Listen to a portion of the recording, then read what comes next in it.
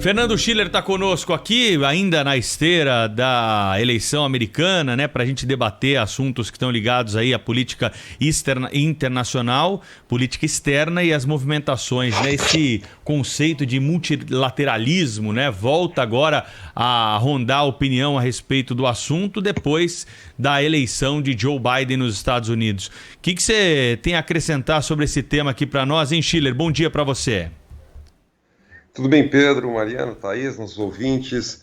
Primeiro, considerar o seguinte, que a eleição, que pesa, ainda você tem os processos que estão sendo movidos pelo presidente Trump, pelo Partido Republicano, uma grande movimentação jurídica nos Estados Unidos, quer dizer, a percepção que se tem é que a eleição está definida, quer dizer, é o que a gente brinca um pouco no direito, que é o jus sperniendi, né, o direito de espernear.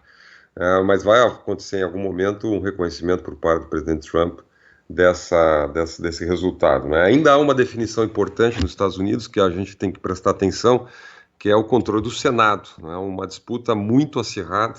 Hoje você tem 48 votos, democratas e republicanos, e você tem uma definição no Alasca e uma definição na Geórgia. Então nós podemos ter, inclusive, um empate, quer dizer, uma casa, são 100 senadores, que é 50 para cada partido, só que aí você tem o voto de Minerva, o voto de decisão da vice-presidente dos Estados Unidos, agora potencialmente a Kamala Harris, né, que tem o voto de desempate.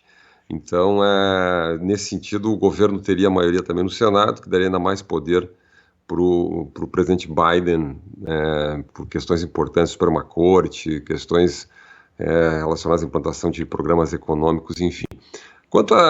Acho que o presidente Bolsonaro, acho que tem uma questão chave, que é o timing, no momento que o presidente Bolsonaro vai fazer esse reconhecimento. A minha impressão, eu vi o Cláudio comentar antes no programa, eu tendo a concordar, quer dizer, seria um pouco precipitado ainda no calor do embate americano, né, o presidente Bolsonaro que fez aí uma política de alinhamento pessoal com o presidente Trump durante esses 2 anos, simplesmente fizesse um reconhecimento relativamente precoce. Vamos observar que grandes potências, pelo menos até hoje pela manhã, como Rússia, China, não haviam ainda reconhecido. Quer dizer, então o Brasil não é tão significativo assim no cenário externo, quer dizer, eu acho que aí tem um pouquinho nem tão rápido e nem tão devagar, não é? Quer dizer, acho que vai chegar um momento em que o governo vai ter que fazer esse reconhecimento. Outra observação interessante, a política anda muito polarizada, quer dizer, a gente acaba tendo muitas vezes uma percepção que não é precisa de quem é John Biden, da personalidade, da carreira, da história, das visões, enfim, das posições do futuro presidente americano. John Biden sempre foi um político, primeiro, moderado,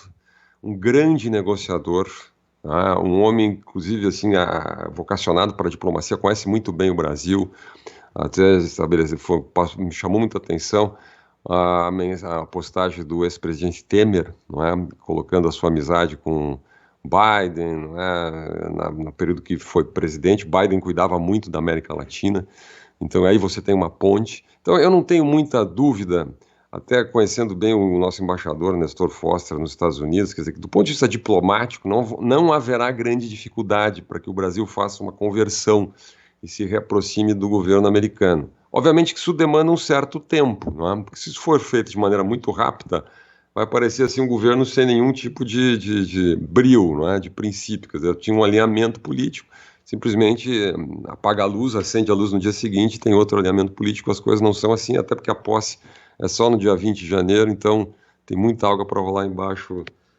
dessa ponte, não é?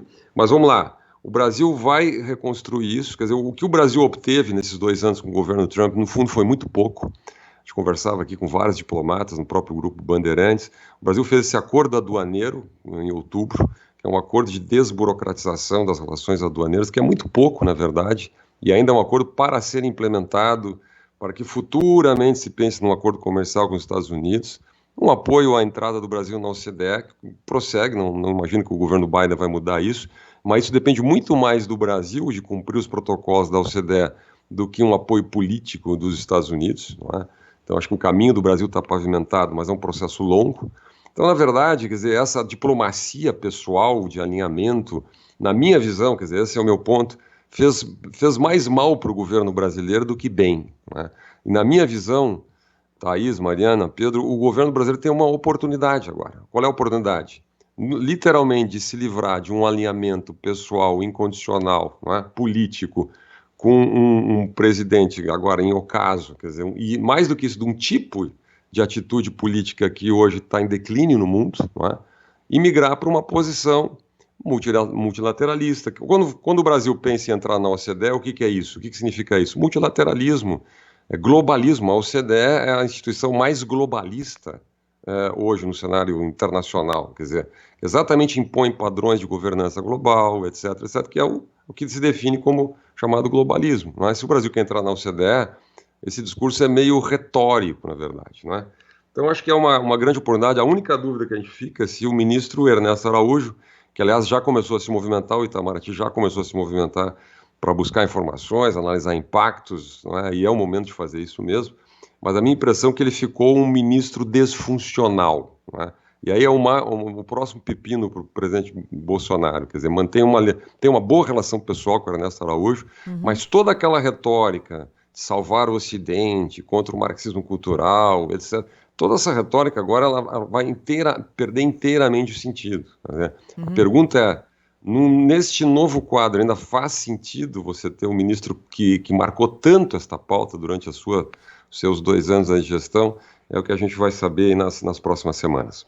Fernando Schiller, cientista político, sempre com a gente aqui no Jornal Gente da Rádio Bandeirantes. Até a próxima, Schiller. Boa semana, hein? Boa semana, grande abraço.